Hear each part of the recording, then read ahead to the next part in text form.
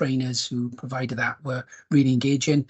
It was a very interactive session, and it was helpful in that we were in the room, or in the virtual room, with people from across public services in Wales, and that cross-pollination is really helpful.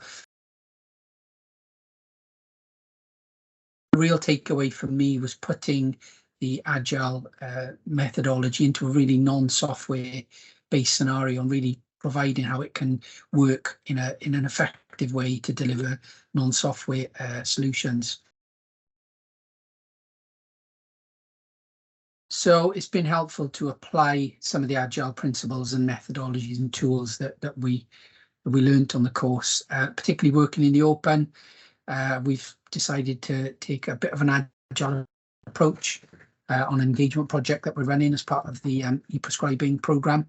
And to this end, we're thinking about doing some show and tell events that'll really help us tell our users what we're doing and why, and really increase people's knowledge about the challenges of implementing an EPMA solution.